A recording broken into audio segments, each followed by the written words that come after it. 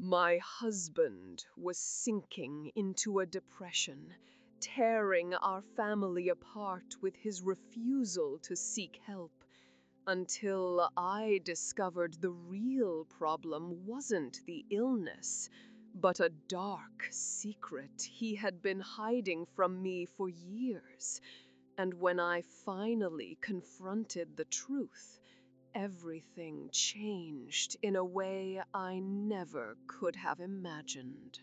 I was standing in the doorway of our bedroom, holding his phone, my hands shaking so badly I almost dropped it, and the messages on the screen glowed like luminous accusations in the dark, while my husband slept soundly in bed, completely oblivious to the fact that I had just discovered that for the last 3 years, he wasn't just struggling with depression, he was having an affair with my own sister. And all that refusal to go to therapy, all those days locked in the bedroom saying he didn't have the strength for anything, all those nights he rejected me, saying the medication killed his desire, it was all a lie, because there it was, the proof.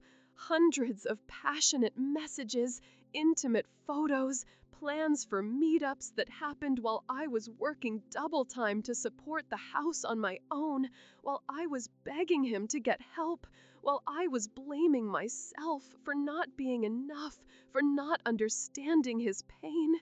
And the worst of it all was reading my sister Beth, writing things like, "He's so much more alive with me than with you.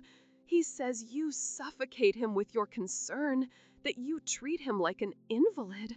And I felt my stomach churn, felt the floor disappear from under my feet, because for 3 years I had carried the weight of two people on my back, worked as a store manager during the day and freelanced as a designer at night, took care of the house, the bills, the kids, all while trying to be understanding and patient with a man who was faking an illness to have free time to cheat on his wife with her own sister. And in that moment, at 3 in the morning, with tears burning my face and my heart beating so hard it physically ached in my chest, I had to sit down on the hallway floor so I wouldn't pass out, because the betrayal was devastating.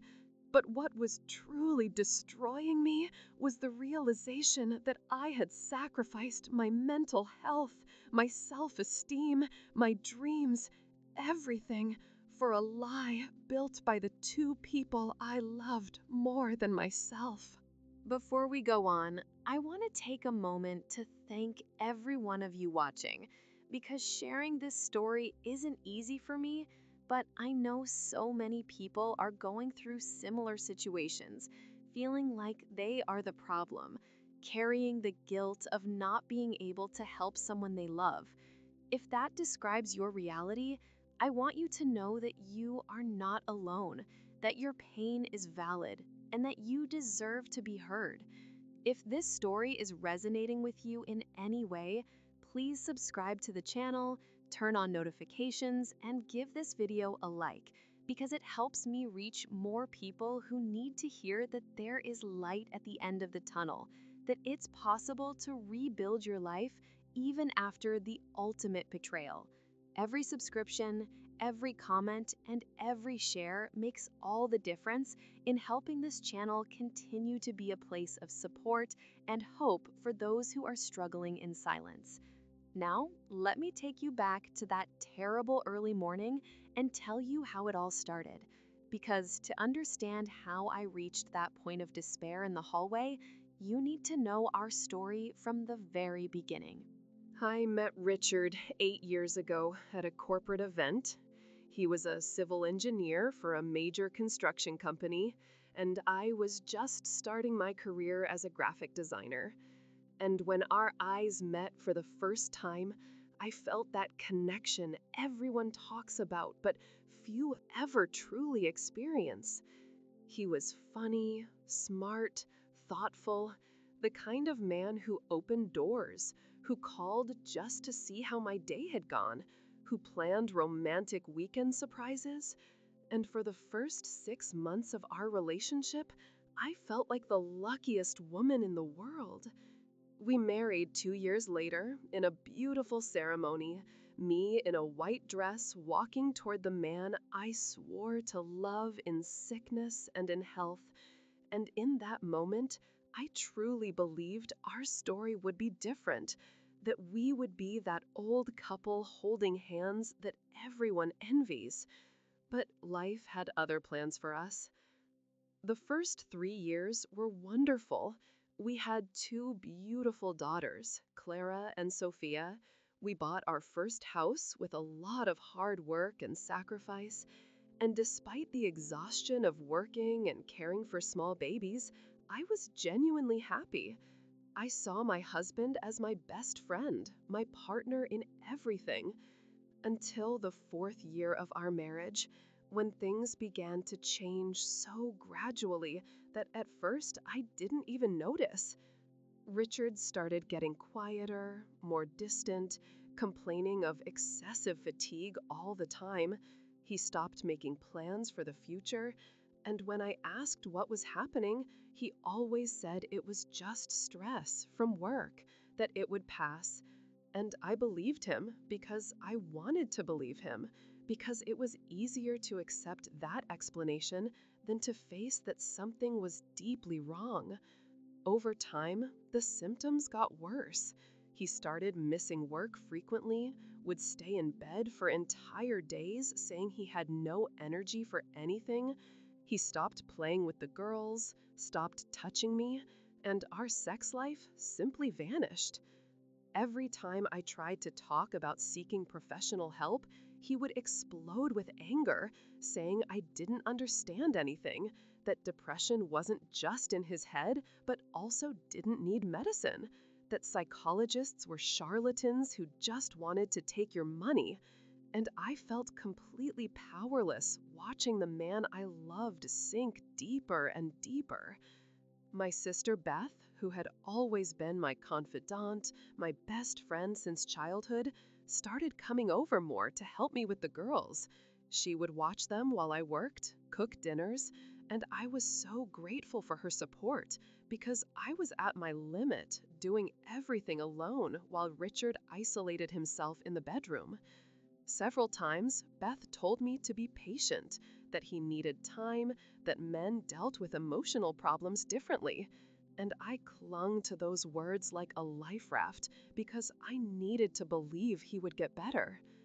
I started working double time because Richard was eventually fired. He simply stopped going to the office, and when the company called, he didn't even have the energy to explain himself. Suddenly, I was solely responsible for paying the mortgage, the bills, the girls' school, everything. So I took on freelance projects at night, sleeping 4 hours a night. And my body was screaming for help, but I couldn't stop because 3 people depended on me completely. The worst part was the guilt, that constant guilt that gnawed at my soul every day. Because I would read articles about depression, about how it's a real illness, about how patients need understanding, not judgment. And I would convince myself I was being selfish for feeling abandoned, for resenting doing everything alone, for feeling angry at him for refusing to seek treatment. This emotional self-sabotage was destroying me from the inside while I maintained a mask of a strong, understanding wife on the outside. My mother-in-law, Rosa, made everything worse. She called constantly, saying I wasn't taking good care of her son, that if I were a better wife, he wouldn't be like this, that a real woman supports her husband through tough times instead of complaining. Those words poisoned my already fragile mind even further, making me question if she was right, if I really was the problem. There were moments when I tried to be more affectionate, more present. I would cook his favorite meals, suggest light outings, offer massages, anything to bring him back to us. But he would reject me every time, saying I was being suffocating, that he needed space. I would retreat, crying in the bathroom so the girls wouldn't see me fall apart, wondering where I had gone wrong, what else I could possibly do to save my marriage, to save the father of my children. Beth was always there in those moments, comforting me, telling me I was strong, that I was doing the best I could. And ironically, those talks with her were the only time I felt seen, heard, valued, while my own husband barely looked in my direction. I now realize how that was part of their plan, how she was manipulating me to keep my guard down while she stole my husband behind my back.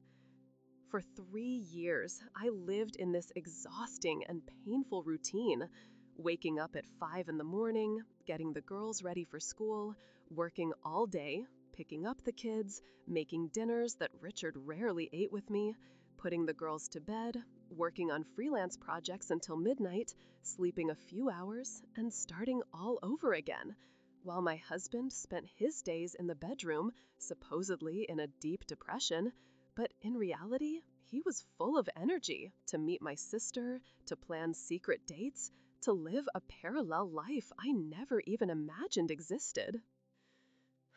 The moment everything changed was in the early hours of that morning, with his phone in my hands.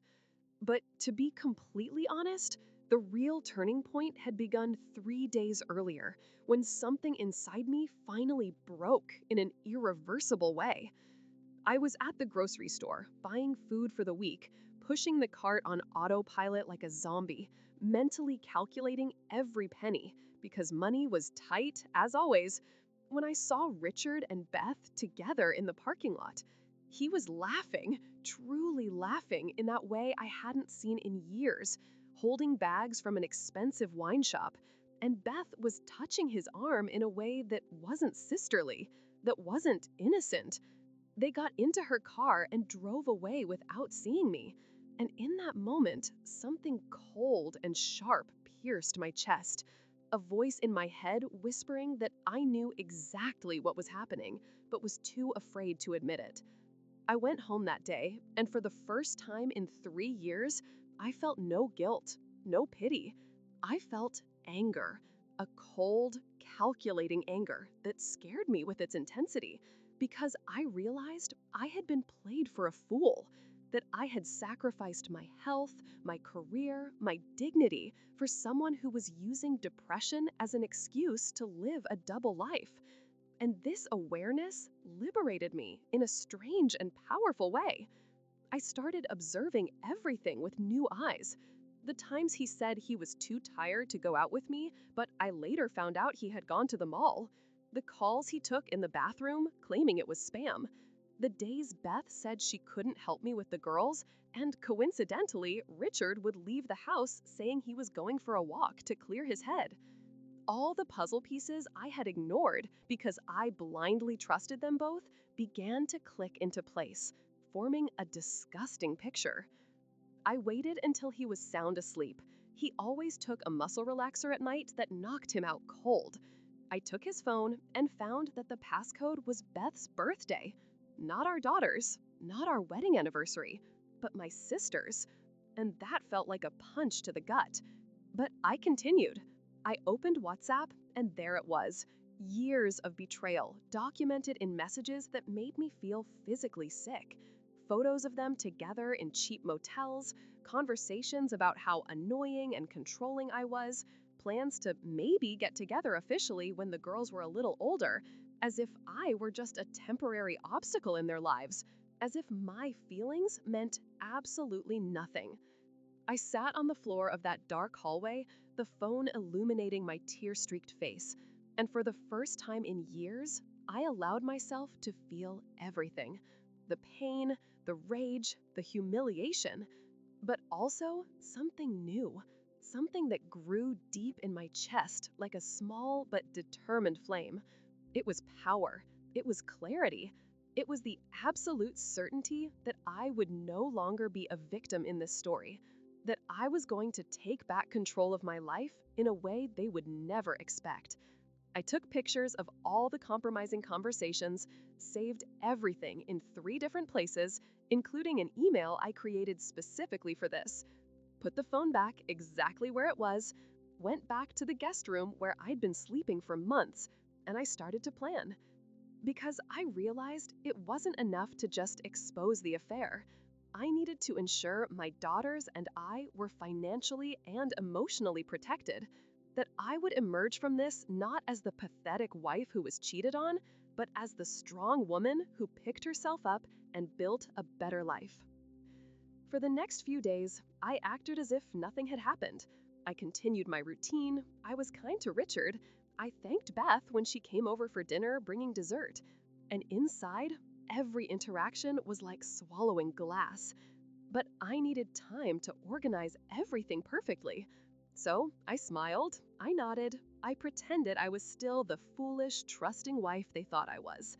I made an appointment with a divorce lawyer a coworker recommended, brought her all the evidence, and she explained that with proof of adultery and abandonment of parental responsibilities, I had an excellent chance of getting full custody of the girls and receiving generous child support. So we began to prepare everything in meticulous detail. Every document, every receipt for expenses I had paid for alone, every message that proved the affair and his negligence as a father. I opened a secret bank account at a different bank and started saving every penny I could. I canceled unnecessary subscriptions, sold a few things on Facebook Marketplace, took on more freelance projects even though I was exhausted because I knew I would need money to start over, to rent an apartment just for us, to ensure my daughters wouldn't feel the financial impact of the separation. I talked to my parents, who were absolutely shocked and furious when I told them everything. My mom cried so much I thought she was going to be sick. My dad said he wanted to confront Richard immediately. But I asked them to wait. I explained that I needed to do this my way, on my time, when I was completely ready. And they agreed to support me in silence until the right moment. The hardest part was continuing to be around Beth, watching her sit at my table, eat the food I prepared, play with my daughters, all while she was sleeping with my husband behind my back. But every time I felt the anger rising, I took a deep breath and reminded myself that revenge is a dish best served cold, that the best response would be to show them both that I didn't need them, that I was capable of rebuilding my life and being much happier without the toxicity they represented.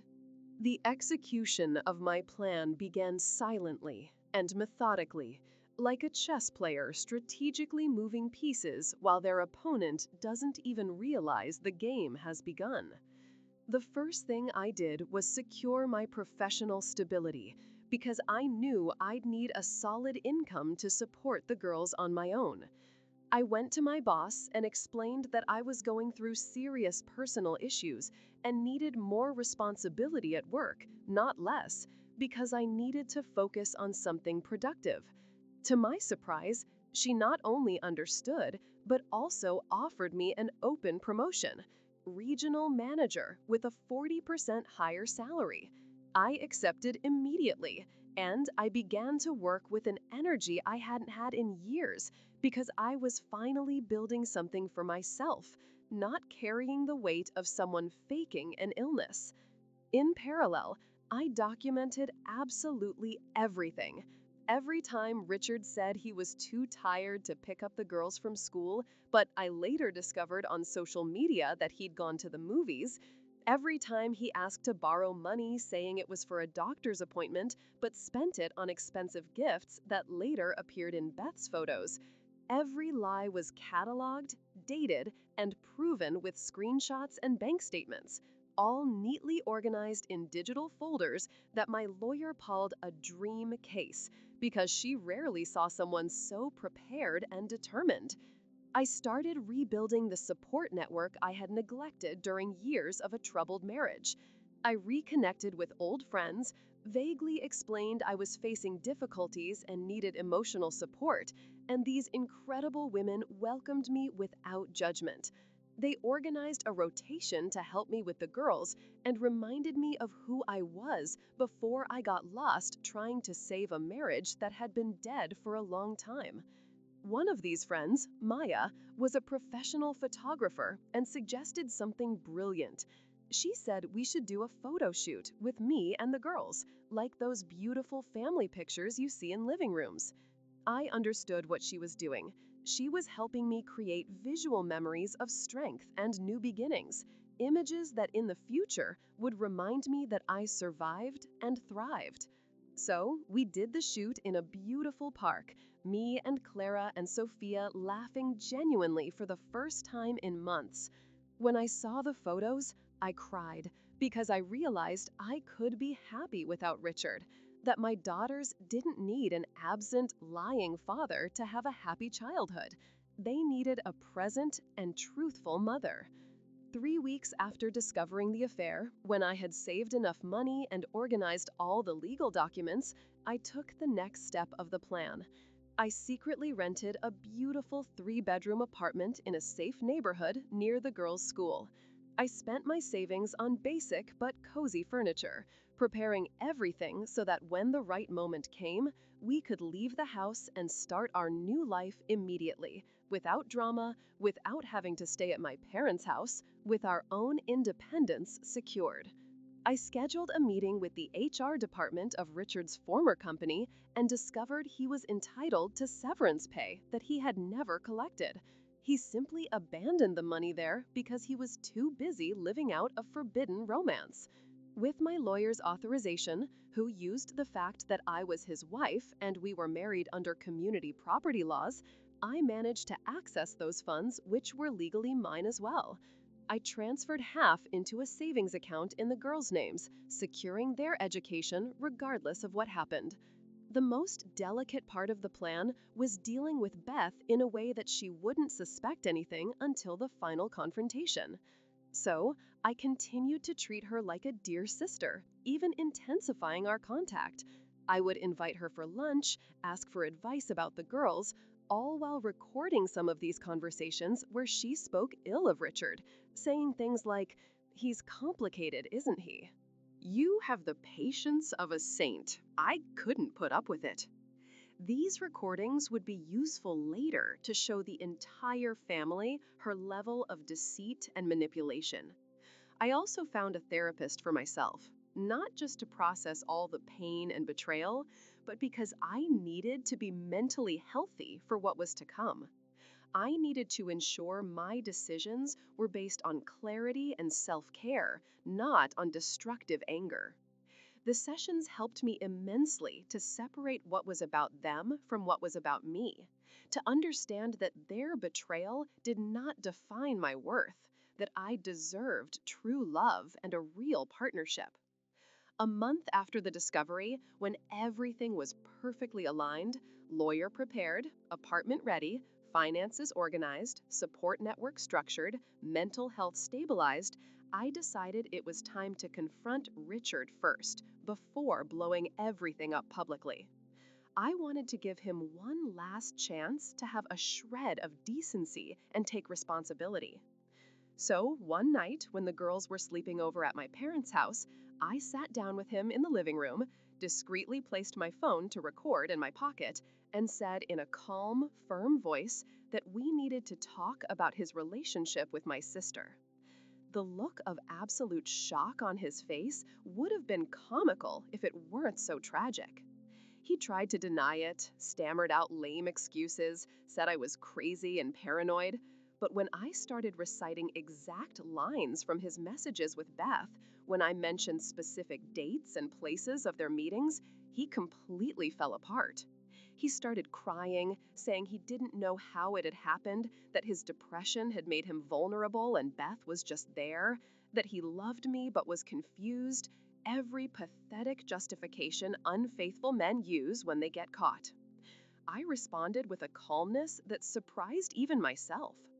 I said I didn't want to hear excuses, that I had already made my decision, that I was filing for divorce on Monday, that I had all the necessary proof of adultery and parental neglect.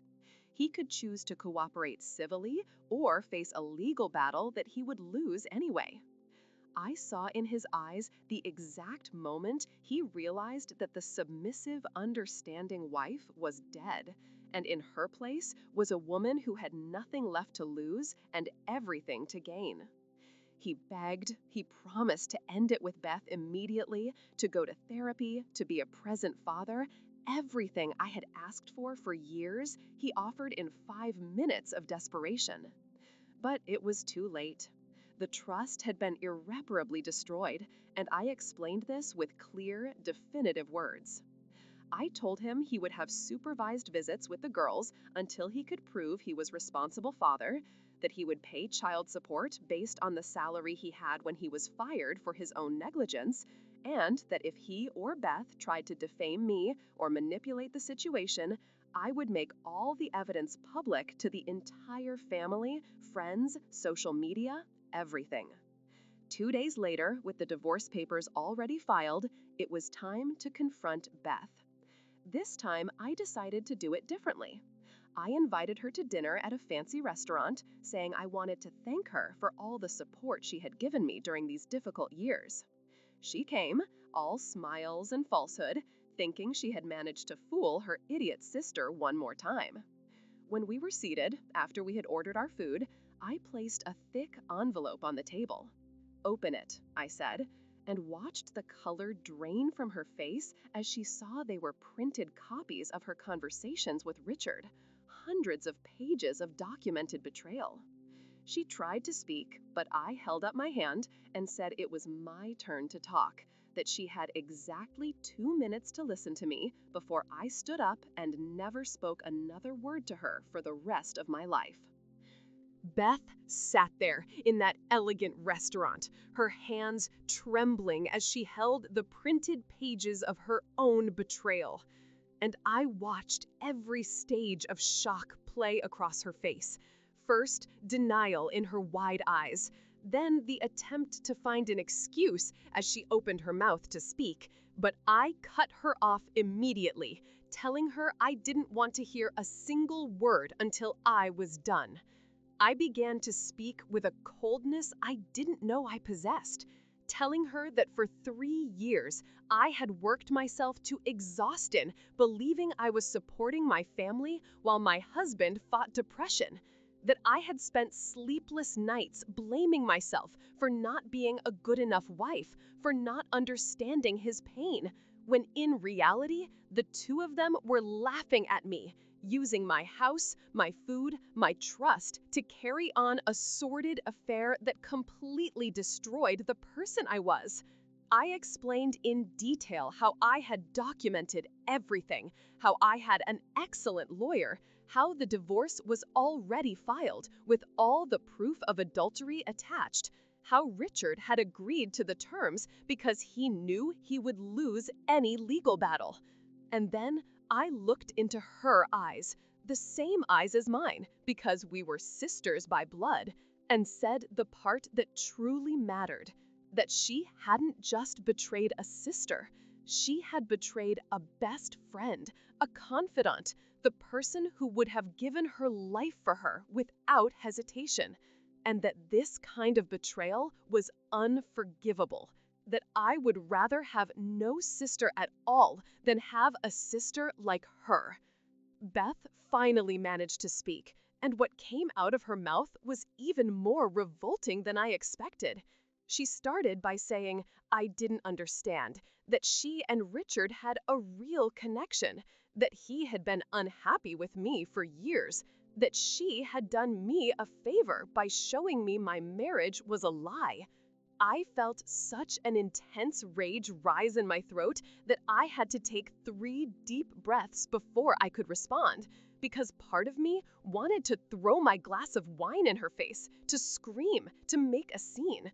But the stronger part of me, the part that had grown during that month of preparation, knew the best revenge was to maintain my composure and destroy her with truths she couldn't possibly deny.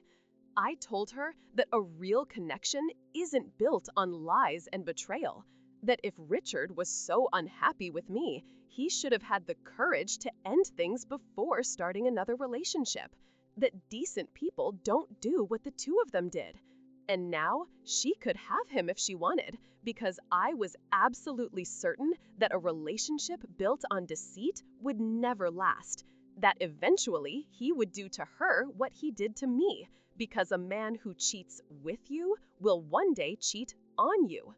I saw a flicker of doubt in her eyes, as if for the first time she was considering that maybe Richard wasn't the prize she thought he was. But she quickly put her mask of arrogance back on and said they were different, that they were made for each other. I just smiled, a sad, tired smile, and said that I truly hoped they would be happy together, because they were going to need each other when the entire family found out what they had done. The look of terror that washed over her face when she realized I was going to tell our parents, our siblings, our entire large traditional family was almost satisfying. She begged me not to do it, said our parents couldn't handle the disappointment, that our mother had a heart condition and the news could harm her. I replied that she should have thought of that before sleeping with my husband in my own home on the weekends she was supposedly helping me with the girls, that the consequences of her actions were not my responsibility, and that I had already scheduled a family dinner for the weekend where I would tell them everything, showing them the proof if necessary, because everyone deserved to know what kind of person she truly was. I stood up from the table, left more than enough money to cover the bill, even though she hadn't ordered yet, and before walking away, I said the last thing I needed to say, that as far as I was concerned, she was dead to me, that she no longer existed as my sister, that when we met at family events, I would treat her with the polite indifference one shows an inconvenient stranger, and that she would never, ever come near my daughters again, because I didn't want that kind of toxic, treacherous influence anywhere near my girls. I walked out of the restaurant with my head held high, got in my car, and drove home. Only when I locked the door behind me did I allow the tears to finally fall. But they weren't tears of weakness, they were tears of relief, of release, because for the first time in 3 years, I had said everything I needed to say. I had gotten my voice, my dignity, and my power back. The family dinner that weekend was devastating in a way I hadn't been fully prepared for. Seeing my mother weep inconsolably, my father so furious he had to leave the room so he wouldn't do something he'd regret, my other siblings in absolute shock, it was painful but necessary, because the truth is always better than living in a beautiful lie. To my surprise, Beth didn't show up. She sent a text saying she was sick, but everyone already knew the truth because I had told them first. I had controlled the narrative, and when she eventually tried to give her side of the story, no one wanted to listen because the proof I had was irrefutable. Richard tried to call me hundreds of times in the following weeks, sending desperate messages saying he had broken up with Beth, that he realized the huge mistake he'd made, that I was the love of his life. But I blocked his number on everything, except the email we used to arrange things for the girls, because there was nothing left for us to talk about besides the logistics of custody and child support. The most satisfying part was seeing how incredibly well the girls adapted to our new apartment. My 6-year-old Clara said she liked the new apartment better because Mommy smiles more here. And that both broke and healed my heart at the same time, because I realized they had felt my unhappiness even when I tried to hide it. Now, free from that toxic environment, we could finally be a real family. Small, but genuine. I heard through the grapevine that Richard and Beth tried to stay together for a few months after everything blew up, but the relationship quickly imploded when they realized that, without the thrill of a secret affair, they had absolutely nothing in common. He went back to showing the same neglectful behaviors with her, and she discovered he had never actually been diagnosed with depression. It was just laziness and a lack of responsibility disguised as a mental illness. which made everything even more disgusting because he had used the stigma of a serious condition as an excuse for his selfish choices. 2 years have passed since that devastating night I discovered the betrayal, and looking back now, I can see with absolute clarity that it was both the worst and the best moment of my life. The worst because it completely destroyed the person I thought I was, the dedicated wife who sacrificed everything for her family. But the best because from the ashes of that broken woman, someone infinitely stronger, wiser, and more complete was born. My life today is unrecognizable compared to the existence of exhaustion and self-sacrifice I used to lead. I wake up every day in our cozy, sunlit apartment, have breakfast with Clara and Sophia as we laugh and talk about our plans for the day, take them to school, and then head to a job I love, where I'm respected and valued. My promotion to regional manager opened the door to an even bigger one, and now I coordinate 3 entire states. I earn more than triple what I did when I was married, and the best part is that this money is invested in the three of us, in trips, experiences, and a quality education, not in propping up the lies of someone who didn't deserve my effort. The girls are flourishing in ways that bring tears of pride and gratitude to my eyes. Clara has developed an incredible interest in science and wants to be a veterinarian. She spends hours reading about animals and taking care of our dog, Mel, whom we adopted 6 months after the separation. Sophia has discovered a stunning talent for drawing. Her teachers say she has a rare artistic eye for someone so young. I encourage all their passions because I've learned that the best inheritance I can leave my daughters isn't a big house or an imported car. It's showing them by example that a woman doesn't need a man to be complete, that they can be strong, independent, and fulfilled, and that they should never, ever accept less than they deserve in any relationship. Richard has visits with the girls every other weekend as established by the court, and to be fair, after the whole explosion and its consequences, he did genuinely seek professional help. He started real therapy and is trying to be a better father. The girls come back from these weekends saying he played with them, took them to the park, and truly paid attention. Despite everything that happened, I'm glad they have some functional version of a father in their lives, because at the end of the day, they didn't ask to be born into this mess, and they deserve love from both sides. As for Beth, we see each other occasionally at family birthdays and major holidays, and I've kept my word. I treat her with the cold politeness one reserves for a distant colleague. There are no hugs, no conversations beyond what is strictly necessary. She lives with the weight of shame on her shoulders.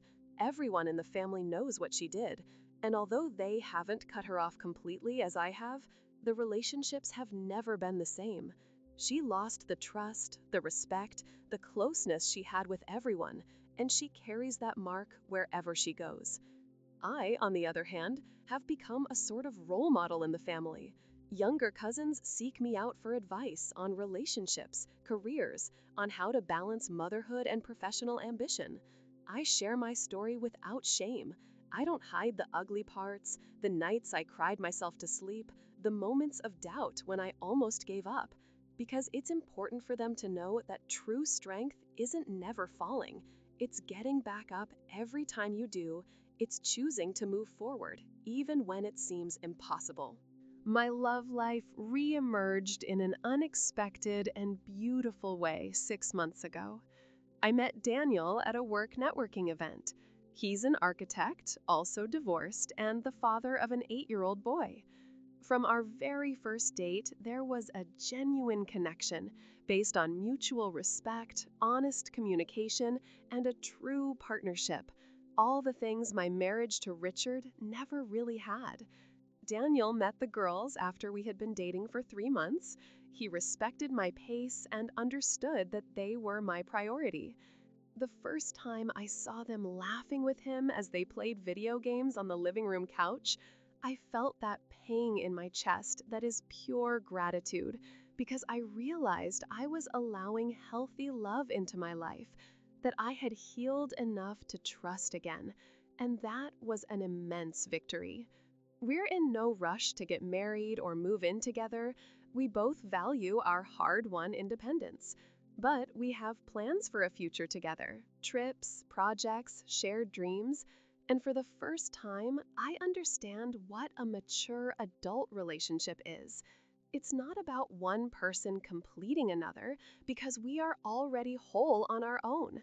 We simply choose to share our lives because it's better that way, because we multiply our joys and divide our sorrows, not because we need to, but because we want to. My mental health today is a non negotiable priority. I continue with therapy even after overcoming the initial trauma of the betrayal, because I've learned that therapy isn't just for fixing what's broken, it's for maintaining what's working, for continuous growth, for understanding patterns and choices. My therapist helped me to forgive.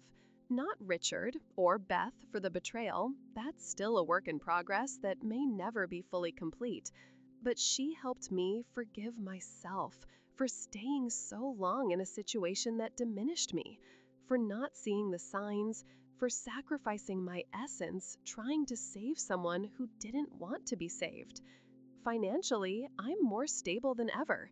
I pay all my bills on time, have a robust emergency fund, growing investments, and a retirement plan. This material security gives me a peace of mind that is priceless because I know that my daughters and I will never have to depend on anyone again, that we have built our own fortress and no one can tear it down. The scars of the betrayal still exist. I won't lie and pretend I'm 100% over it. There are days I wake up and still feel angry for having lost 3 years of my life to a lie. There are moments with family when I miss having a real sister to share things with. But these pains are increasingly rare and less intense, replaced by real joys, genuine achievements, and true love. If I could go back in time and avoid all the suffering, avoid marrying Richard, avoid trusting Beth, I wouldn't, because every piece of that pain transformed me into who I am today, a woman who knows her worth, who doesn't accept crumbs, who knows she deserves a respectful love or she'd rather be alone, who has raised two strong girls who will never repeat their mother's mistakes because they watched their mother rise up and thrive. Today, I look in the mirror and I like the person I see looking back. I like the lines that are starting to appear at the corners of my eyes from so much real smiling. I like the confidence that radiates from my posture. I like knowing that I am a living example that it is possible to start over, that it's never too late to choose yourself, to demand what you deserve, and to build a life that is truly worth living. And now I want to hear from you. I want to know what you're thinking and feeling after hearing my story, because I know that many people watching this video are going through similar situations. Maybe not this exact betrayal with a sister and a faked depression, but some form of relationship that is draining your energy, stealing your joy, and making you question your own worth. So tell me in the comments, have you been through something similar? Have you ever felt trapped in a situation where you were giving everything and getting less than you deserved? Have you had to make the difficult decision to start over from scratch, even when you were afraid of the unknown? Or maybe you know someone who is in that situation right now, a friend, a sister, a colleague who is suffering in silence. If that's the case, please share this video with them, because sometimes all we need is to see someone else who went through the same hell and came out the other side, not just surviving, but thriving, to understand that we can do it too. I want you to know something very important. If you are in an abusive, toxic, or simply unhappy relationship, it is not selfish to choose yourself. It is not cruel to set boundaries. It is not a weakness to ask for help. In fact, those are the most courageous and necessary things you can do, because life is too short to live in unhappiness for fear of others' judgment or because you believe you don't deserve better. And if my story touched your heart in some way, if you see part of your journey reflected in mine, I want to strongly encourage you to seek not only emotional and professional support, but also spiritual help. Because during my darkest moments, when I thought I didn't have the strength to go on, it was my faith in God that sustained me. It was Jesus Christ who reminded me of my worth when the whole world seemed to be telling me I wasn't enough. Look for a Christian faith community near you, a place where you can be welcomed without judgment, where you can find brothers and sisters in faith who will pray with you, cry with you, and celebrate your victories with you. Because the healing journey shouldn't be a solitary one. We were created to live in community, to support one another, and a true church, one that follows the genuine teachings of Christ, is exactly that kind of safe refuge where you can let your masks fall and be vulnerable. The Bible says in Psalm chapter 34, verse 18, that the Lord is close to the brokenhearted and saves those who are crushed in spirit. And I can testify that this is absolutely true, because in my moments of deepest pain, when I would kneel on my bedroom floor crying and asking God why this was happening to me, I felt His presence surrounding me, reminding me that I was not alone, that He had better plans for my life than I could imagine in that moment of despair. So please, if you are struggling right now, don't just watch this video and move on. Take action. Seek professional help from a therapist or a psychologist. Talk to people you trust about what you're going through. And most importantly, open your heart to God. Allow Him to enter the most broken areas of your life and do the work of restoration that only He can do. Because I promise you from the bottom of my heart that there is a beautiful life waiting for you on the other side of this pain. There is a version of yourself who is stronger and happier than you can imagine right now. But you have to take the first step. You have to choose you. You have to believe that you deserve more. Before I go, I want to thank each and every person who watched until the end from the bottom of my heart.